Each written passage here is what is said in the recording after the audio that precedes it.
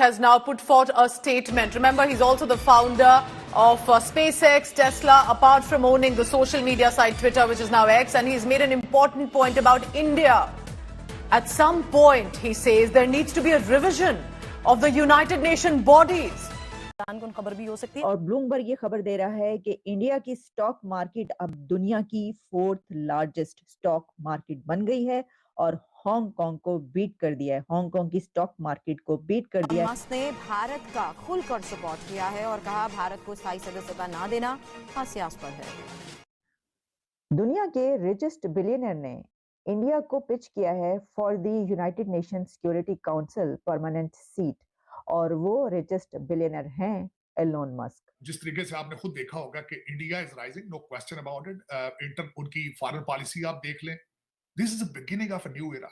ने ये बोला है कि इंडिया को यूनाइटेड नेशन की सिक्योरिटी काउंसिल का परमानेंट मेंबर बनाया जाए। मेंबर वो ऑलरेडी है, परमानेंट मेंबर बनाया जाए। India not having a permanent seat on the Security Council despite being the most populous country on earth is absurd. Remember, India is a rising power. It's a secular diplomatic nation and a democratic nation that has constantly asked for a permanent seat as a deserving position on the United Nations Security Council.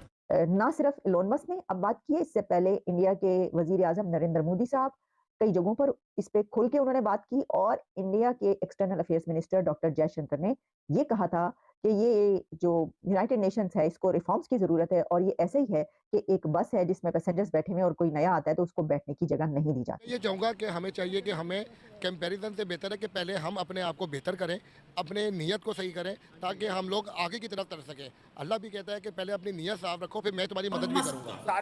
दुनिया के सबसे अमीर आदमी, उन्होंने बोला UN security council में India को permanent membership नहीं मिली है, ये गलत है। नमस्कार दोस्तों, जय Hind. The Bharat talk channel में आपका स्वागत है। स्पेसएक्स और टेस्ला के फाउंडर एलन मस्क ने जहाँ यूएनएस में के लिए बोला है कि भारत को यूएनएसी का मेंबर बनना चाहिए।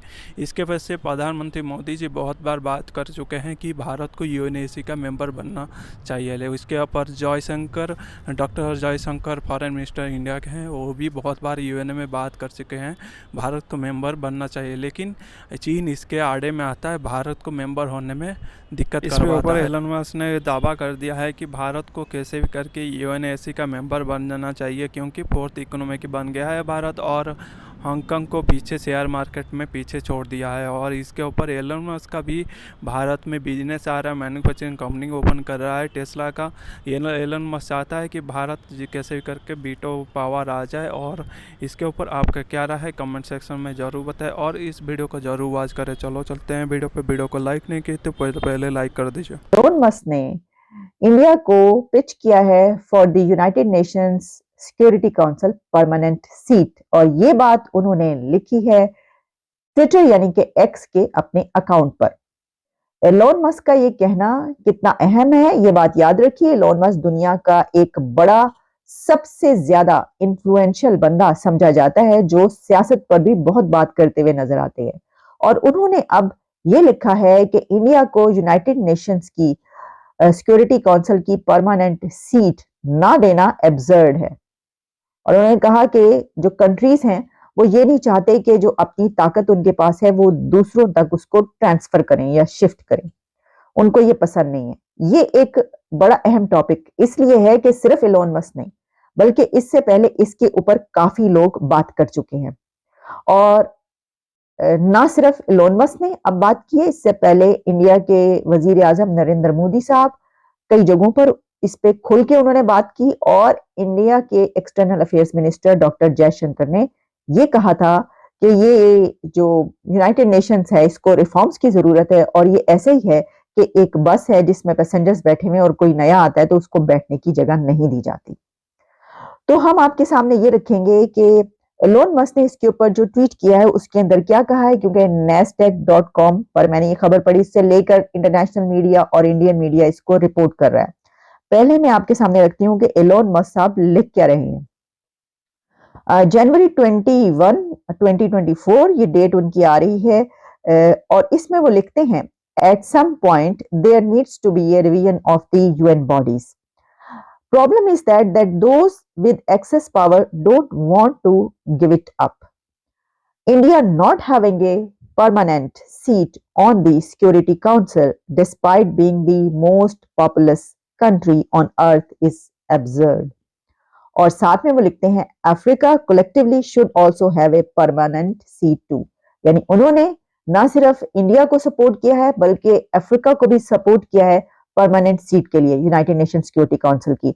अच्छा, एलोन मस्क ने इंडिया को सपोर्ट करते हुए ये लिखा है कि दुनिया का सबसे ज्यादा आबादी वाला मुल्क, अगर आप उसको यूनाइटेड नेशंस की सिक्योरिटी काउंसिल की परमानेंट सीट के लिए नहीं उसको बेहतर समझेंगे या उस तक ये सीट नहीं पहुंचाएंगे, उसको ये सीट नहीं लेने देंगे, तो मतलब ये इडियोटिक एक बात है। उसको आप लाफेबल इसको लेना चाहिए कि क्यों आप ऐसा कर रहे हैं, आप इसको कैसे रोक सकते हैं या क्यों रोक रहे हैं।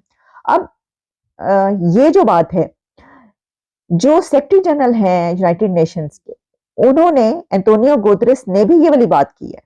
अच्छा, उन्होंने अफ्रीका के हवाले से ये बात की और इंडिया के हवाले से भी उन्होंने कई मर्तबा ये बात की है, क्योंकि देखें जो एंटोनियो गुतेरेस हैं वो क्योंकि सेक्रेटरी जनरल है, उनके ऊपर ये बात आती है, क्योंकि ये बात कही जाती है कि देखें ये जिम्मेदारी किस पे आती है, जिम्मेदारी उसी पे आती है जो उसके करता धरता है।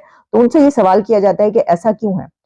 तो उन्होंने ये कहा कि जो सितंबर में समिट होने वाली है उसमें इसको रिकंसिडर किया जाए इन कंट्रीज को।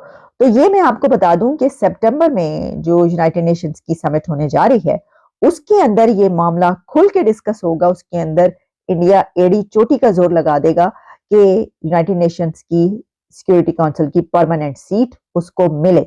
और सिर्फ यही नहीं बल्कि अफ्रीका को भी एक बात कही जा रही है। मैं आपके सामने एंटोनियो गुतेरेस साहब ने जो फरमाया है वो कुछ जरा रखे देती हूँ कि उनका क्या कहना है।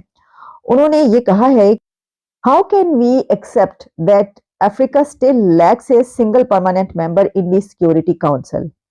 उन्होंने पूछा, अपने ट्विटर अकाउंट पर ही ये बात लिखी और उसके बाद उन्होंने ये कहा कि institutions must reflect today's world, not that of 80 years ago.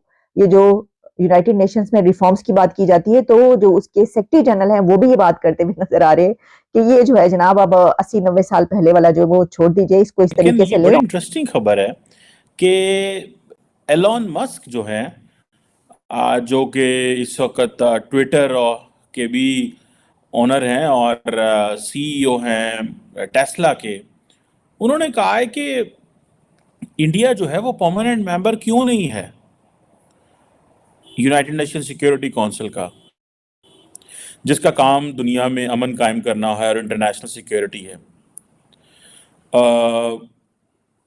वो कहते हैं कि जी इंडिया जो है सबसे पॉपुलस कंट्री है इस दुनिया में, लेकिन उसकी परमानेंट मेंबरशिप नहीं है। ये बहुत बड़ी स्टोरी है। ये स्टोरी किस सेंस में है भला?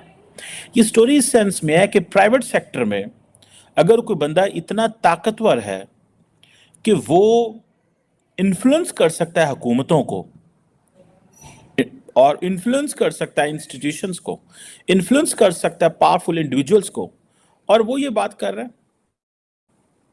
अब यूएन सिक्योरिटी काउंसिल के 5 परमानेंट मेंबर हैं और 1965 से बाद ये एक्सपैंड नहीं हुई और इंडिया का बड़ी ख्वाहिश है कि उसको परमानेंट मेंबर बना दिया जाए। इसके लिए इंडिया बड़ी तगोदो कर रहा है। ठीक है जी, आपको पता है जी यूएन सिक्योरिटी काउंसिल है, ये वर्ल्ड वॉर 2 के बाद इस्टेब्लिश हुई थी 17 जनवरी 1946 को।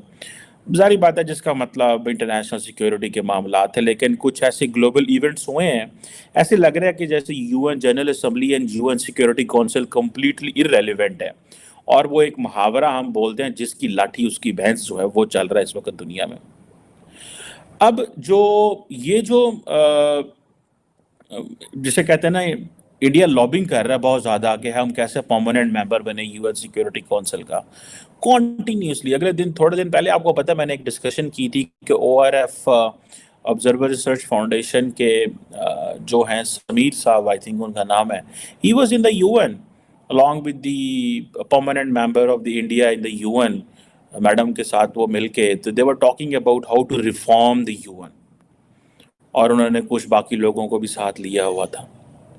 सो ये जिसे वो कहते हैं ना, ये चीज़ अब कहा जाता है कि यूएनएससी का परमानेंट मेंबर बनने के लिए 2/3 जो मेंबर हैं यूएन जनरल असेंबली के and all the P5 Nations की अप्रूवल चाहिए। 2/3 and all the P5 Nations.